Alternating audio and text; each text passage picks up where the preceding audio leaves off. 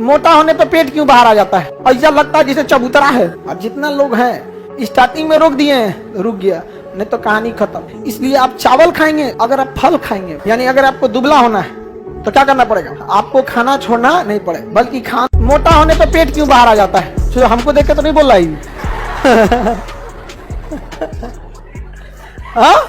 देखिए होता क्या है, समझिए। जब आपको कोई पैसा दे, सपोज कीजिए अगर आपको कोई 100 रुपया दिया या 500 रुपया, 1000 रुपया दिया, आप कहाँ खोपड़िया पे रखते हैं? हाँ, कान में मोड़ के रखते हैं, मुंह में, कहाँ, जेब में, पैकेट में, जेब में या पर्स में रखते हैं। तो आपके पास एक्स्ट्रा स्टोर करने का कोई फिक्स जगह है ना? हाँ, बस अगर धक्का-धक खाइएगा ना तो कोशिका कहेगा कि रे बैला इतना ग्लूकोज नहीं चाहिए, तो फैट कहेगा हम जमा कर लेते हैं। ये व्रत भी रहता है, कभी कभी इमरजेंसी में काम आएगा, तो यही जगह यह मिलता है। यही फैट वह पूरा क्या करता है? जमा कर देता है। और जब ये पूरा जमा हो जाएगा ना तो इधरिया स्टोर करेगा, और फिर इधरिया करेगा। यहाँ चूड़ीदार पैजामा बना देता है, देखिए पूरा लच्छादार जमा कर देता है, एकदम ऐसा लगता है जैसे चबूतरा है। समझ में आ गया कि नहीं? पूरा भयंकर बना देता है, चबूतरा बना देता है। और खाओ धक्का धक, समझ में गया? उसका क्या इलाज है? कम खाइए, ज्यादा मेहनत कीजिए, ताकि आपकी ऊर्जा की जरूरत ग्लूकोज से नहीं बल्कि उस जमा हुए फैट को गला के हो सके, जमा हुए फैट को गला के हो सके। समझ में गया कि नहीं? क्या कितना सिंपल है ये सब। महिलाओं में फैट ज्यादा होता है, रीजन भी है, महिलाएं फिजिकल एक्टिविटी बहुत कम करती हैं। आप अपने घर में देखिए, मान के चलिए कि आपके पिताजी हैं और माताजी हैं। माताजी का काम छोटे से एरिया में रहता है, घर में आना जाना, फिजिकल एक्टिविटी कम रहता है। पिताजी खाली बहरवे रहते हैं। उनका न्योता में जाएंगे तो इधर चल जाएंगे, उधर चल जाएंगे, कहीं जाके 10 आदमी का ग्रुप बना के चाय पीते रहेंगे, समझ में आ गया कि नहीं? क्या सब्जी खरीदने इधर उधर काम करते रहते हैं। तो उनके शरीर में तो ग्लूकोज जमा होता है, फैट जमा होने का मौका नहीं मिलता। अब महिलाओं के शरीर में मौका मिल जाता है, इस वजह से क्या हो जाता है? फैट क्या हो जाता है? जमा हो जाता है।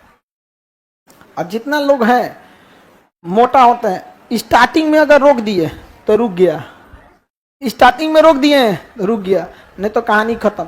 हमारा ससुरा 82 किलो के हो गए। हम क्या करें? हम खाना नहीं खाएंगे तो हमारे में ग्लूकोज नहीं होगा। एक रास्ता है कि अगर हम खाना नहीं खाएं तो ग्लूकोज खत्म, तो अगला नंबर किसका आएगा? वसा का। और यहां से वसा गलना चालू होगा। लेकिन जब वसा गलता है ना तो थोड़ा टाइम लग जाता है, इसलिए हमें एनर्जी की कमी फील होती है, क्योंकि ग्लूकोज धक्का-धक गलते जाता है। वसा में टाइम लगेगा, वसा गलेगा ग्लूकोज में, ग्लूकोज आएगा कोशिका में, तो एक लंबा टाइम लग जाता है, इसलिए शरीर गिरा गिरा रहेगा। तो बताइए बिना खाए हम पढ़ा पाएंगे? नहीं पढ़ा पाएंगे। समझा गया कि नहीं आ गया? तो इसलिए आदमी थोड़ा सा चक्कर आ गया है। हाँ, मर गए। ये गधा कह रहा है प्रोटीन खत्म हो गया तो क्या होगा? मर जाओगे। ये आधा भी हो गया ना तो क्या हो जाओगे? मर जाओगे। क्योंकि प्रोटीन खत्म होने का मतलब मांस गलने लगा और हड्डी गलने लगा, तो बचेगा कौन चीज? आर पार।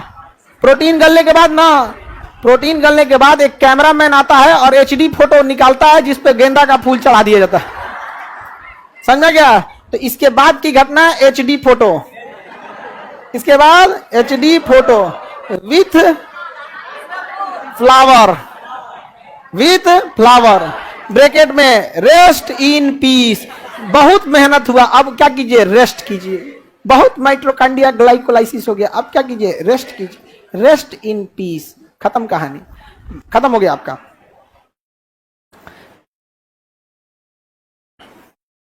देखिए सर, मोटापे में देखिए मोटा होने का एक रास्ता है, मतलब उसको कंट्रोल करने का रास्ते में देखिए, जब हम आटा चावल खाते हैं ना तो इस ससुरा इसकी नेचर ऐसा है ना कि कुछ हिस्सा इसका ग्लूकोज में जाएगा और कुछ हिस्सा वहीं से क्या बन जाएगा? फैट। इसका नेचर ही ऐसा है, समझा गया? इसलिए आप चावल खाएंगे तो उसका कुछ हिस्सा कहाँ जाएगा? ग्लूकोज, और कुछ हिस्सा जाके जमा होने लगेगा फैट के रूप में। तो अगर आप फल खाएंगे, फल, तो फल में डायरेक्ट ग्लूकोज हो जाता है। फल को पचना बड़ा इजी होता है, खाते 6-7 घंटे के अंदर क्या बन जाता है? ग्लूकोज। तो फल अगर खाएंगे तो भले आपका पेट खाली खाली लगेगा लेकिन ऊर्जा मिलते रहेगा। तो फल खाइएगा ना तो ज्यादा मोटे नहीं होंगे। तो हमारे यहाँ का कल्चर फल वाला है ही नहीं है, हमारे यहाँ कल्चर अनाज वाला है। हम फल 2 कंडीशन पे खाते हैं, या तो बीमार पड़े ना तो कोनो त्योहार है, भगवान को भोग लगा के चढ़ाया, वही उतार लिया, बाकी हमारा। भगवान को तनी मनी दे देता आदमी, तो खाएंगे क्या, हो तो एक श्रद्धा है, दे देता आदमी। तो या तो पूजा पाठ है, नहीं तो बीमार है। हम लोग क्या खाते हैं, अनाज।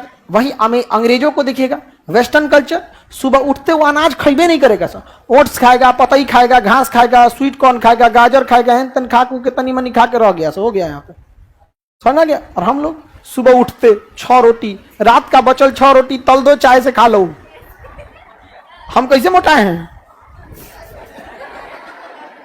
रात का 6 गो रोटी बचल, उसको सुबेरे तल दिए और चाय ले लिए रिफाइन लगा के, और खाते रह गए। यहाँ पे वो जो तले हैं वो डायरेक्ट वसा है, वो जो तले हैं तेलवा में ना, रिफाइन में, वो डायरेक्ट वसा है। तो डायरेक्ट ले गए, डेली डेली डेली डेली तनी तनी जमा होते होते होते पता नहीं चला, चकरा दिया। यानी अगर आपको दुबला होना है तो क्या करना पड़ेगा? हाँ, खाना छोड़ना पड़ेगा।